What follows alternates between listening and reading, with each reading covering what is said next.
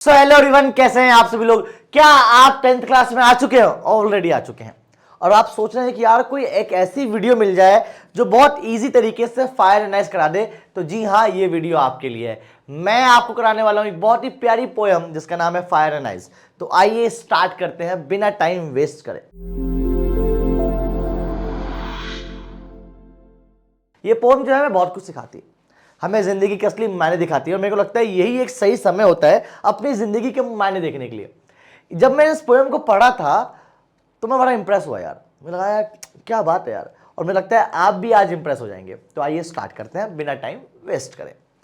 सबसे पहला है आपका, एक बार इसकी थीम की बात कर लेते हैं। पोयम की थीम क्या कहना चाह रही है आपसे। Human emotions like lust, desire, hatred, intolerance etcetera can be destructive and bring about the end of the world. मैं ये मानता हूं कि दुनिया जो है खत्म बाहरी एक्सटर्नल फैक्टर से नहीं होती। दुनिया जो है खत्म होती है इंटरनल फैक्टर से। Internal factor in the sense आपके अंदर का नफरत, आपके अंदर का गुस्सा, आपके अंदर का इंटॉलरेंस पावर। तो ये सब जो है आपको, इंसान को खत्म कर देती है। ये पोयम इसी की बात करता है। जैसे क्या कह रहा है ये पोयम, देखते हैं जरा एक बार। सम सेज, कुछ कहते हैं the world will end in fire. कुछ लोग कहते हैं कि दुनिया जो है फायर, आग में जल के मरेगी। देखो यार, सम सेज, आखिर कौन है वो सम जो कह रहे हैं ये बात। ये बाइबल के 4थे अध्याय में लिखा गया है कि दुनिया जो है आग में जल के मरेगी। तो ये बात क्लेम नहीं करता मैं, पर स्टिल कुछ लोग कहते हैं कि दुनिया जो है आग में जल के मरेगी। अगर आपको पता हो कुछ पोएटिक डिवाइस के बारे में, तो यहां पे सम सेज, एस और एस रिपीट हो रहा है, तो ये एक एलिट्रेशन भी होता है। ये एलिट्रेशन इन द सेंस जो वर्ड बार बार रिपीट हो, जैसे चंदा चमके चम चम चीखे जोगन, तो च च च रिपीट हो रहा है, इस कॉल्ड एलिट्रेशन। तो एस एस रिपीट हो रहा है, क्या ये एलिट्रेशन है। खैर आगे बढ़ते हैं। सम सेज, कुछ लोग कहते हैं the world will end in fire. कुछ लोग कहते हैं कि दुनिया जो है आग में जल के मरेगी। अच्छा, सम सेज इन राइस। और कुछ लोग कहते हैं दुनिया जो है बर्फ में जम के मरेगी। साइंटिस्ट कहते हैं कि दुनिया जो है जम के मरेगी।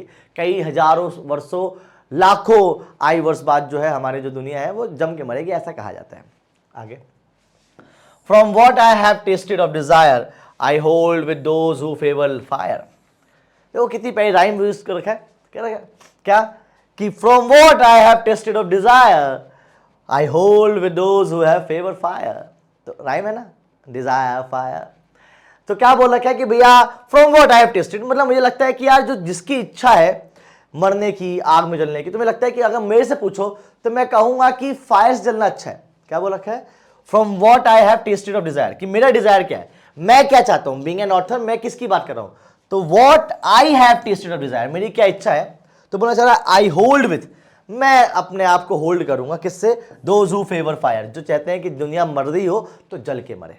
But if it had be precise twice, अगर ये 2 बार हो, ठीक है, अगर इसका होना 2 बार हो तो मैं कहूंगा then I think I know enough to hate to say that for destruction of ice is also great and would suffice. क्या कि भैया अगर मान लो 2 बार दुनिया मर रही हो तो मेरे को ये कहना आई think I know enough of hate, ठीक है, मैं नफरत, ठीक है, टू से, ये कहते हुए दैट ऑफ डिस्ट्रक्शन, अंत जो है अगर बर्फ से हो रहा हो, इज ऑल्सो, ये भी एक ग्रेट थिंग है।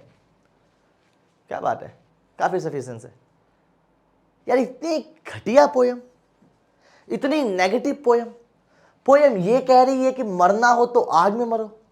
पोयम ये कह रही है कि बर्फ में जम के भी मरेंगे तो कोई फर्क नहीं पड़ता है। आखिर क्या है ये पोयम, पता नहीं, देखते हैं आगे। अब देखो यहां पे पोयम बस खत्म हो गया भाई साहब, बस इतनी थी पोयम।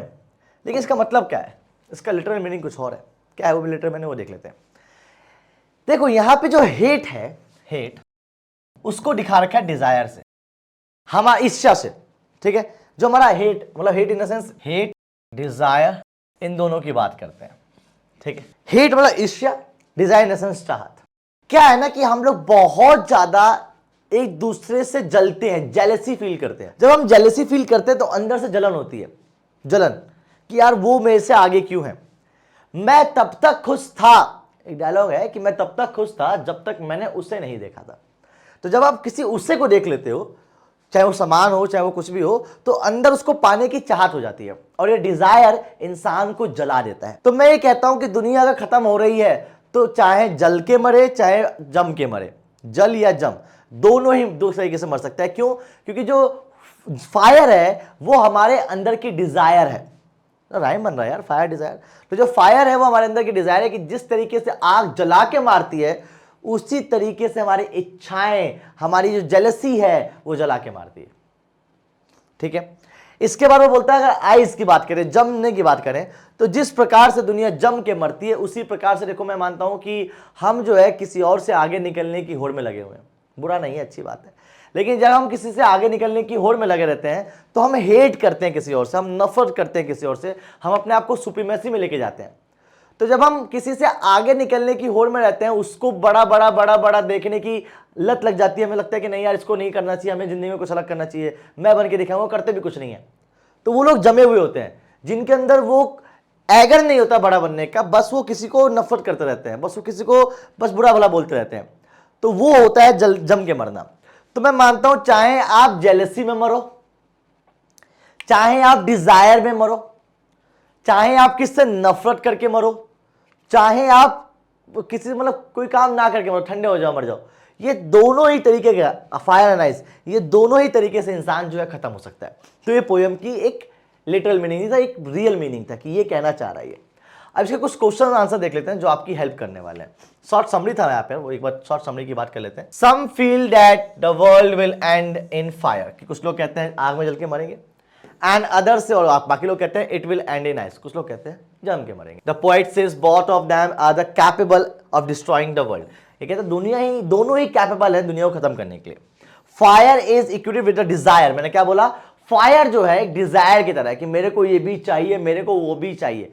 आगे एंड आइस जो है किसकी तरह है, एक नफरत की तरह है कि भाई साहब वो मुझसे आगे निकल रहा है, भाई जेलसी। तो एक डिजायर और एक जेलसी। तो आग जो है आपका क्या है, एक डिजायर दिखाता है मेरे को चाहिए, और डिजायर जेलसी भी लेके आता है, उसके पास है मेरे पास नहीं है, जेलसी फील होगी।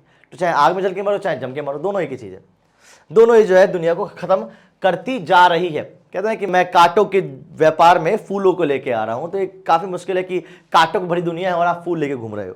आगे भैया हाउ, अब क्वेश्चन आंसर देख लेते हैं एक बार। How can fire destroy the world, आग जो है कैसे दुनिया को खत्म कर रही है, मैंने क्या बताया, डिजायर। क्या बोल रखा है भैया, fire symbol passion and hatred. Fire जो है एक नफरत, एक घृणा की बात करता है। It will lead to conflict and ultimately result in the destruction of the world, कि भैया ये कॉन्फ्लिक्ट लेके आता है कि ओए तेरे पास कैसे हो, ये पूरी दुनिया में लड़ाई इसी की वजह से हो रही है। किसकी वजह से हो रही है, डिजायर की वजह से। किसकी वजह से हो रही है, हेटेड की, नफरत की वजह से। लगे हुए हैं ईगो, सेल्फ रिस्पेक्ट बचाने की कोशिश में कर रहा है। मेरे को लगता है 10th 11th 12th ये जो बच्चे हैं ना, ये ज्यादातर अपने आप में ईगोस्टिक होते हैं कि अरे हम बहुत है। जितना आप अपने अंदर का ईगो कम करोगे, जितना आप हम्बल रहोगे, उतना दुनिया में आगे जाओगे, उतना आपके अंदर वो जेलसी नहीं होगी जिससे आप खत्म हो रहे हो। आगे एडेंस दुनिया खत्म हो जाएगी। फायर रिप्रेजेंट डिजायर, फायर जो है डिजायर दिखाता है। That prevent consuming always wanted to more, कि भैया जो चीज हम पसंद करते हैं, जो हमारे फेवरेबल है कि मुझे ये चाहिए, तो वो और चाहने की इच्छा बढ़ती चली जाती है, डिजायर कभी खत्म नहीं होता। मैंने कहा ना कि मैं तब तक खुश था जब तक मैंने उसको नहीं देखा था। तो जैसे किसी को देखा तो उसको पाने की चाहत बढ़ जाती है, और पाया और चाहत बढ़ जाएगी, इससे इंसान खत्म हो जाता है। आगे always wanted more. Eyes represent hated, eyes जो है एक तरीके से नफरत पैदा कर रहा है, और दोनों ही जो है एक हार्ड है, कोल्ड है, तो इससे दोनों से जो है इंसान खत्म हो जाता है, चाहे फायर हो चाहे आइज हो। ठीक है, अब देखो एक टेक अ स्क्रीनशॉट है, if you want to take a screenshot so you can. Okay, आगे बढ़ते हैं नेक्स्ट क्वेश्चन की तरफ। अगला question, what message does the poet wish to convey, ये पोएट जो है किस प्रकार का मैसेज कन्वे करने की बात कर रहा है। आगे तो the poem fire and ice, इस पोएम में आइए देखते हैं क्या कहना चाह रहा है। फायर एंड आइस में क्या सेंट्रल आइडिया है, क्या मेन पॉइंट है, ध्यान सुनिएगा, बहुत इंपॉर्टेंट है ये। The poet represent to possibilities about the end of the world. क्या बोल रहा है पोएट, ये कह रहा है कि दो पॉसिबिलिटी हो सकती है दुनिया खत्म होने की। पहला, it will be either due to fire and ice, ये कहता है कि भैया ये तो फायर से होगा या आइस से होगा। He prefers the first as he believed that world will end fire. उसका पहली प्रेफरेंस थी आग, कि दुनिया अगर खत्म होगी तो सबसे ज्यादा आग से खत्म होगी। But ice will not go away, पर आइस भी जो है बुरा नहीं है, यही वो बात कहना चाह रहा है। यही समरी में भी था, यही यहां भी है। आगे देखते हैं बस। Thank you. हाँ जी सर, ये एक सेकेंड हो गया, हाँ जी हो गया, इतनी सी पोयम थी, इतनी सी बात थी, इतनी सी खुशी थी, ज्यादा खुश मत हो जाना, कहीं फायर राइस में फंस ना जाना। इसी प्रकार की और वीडियो के लिए लाइक और सब्सक्राइब करना ना भूलना। तब तक के लिए जय हिंद, जय भारत, बाय बाय।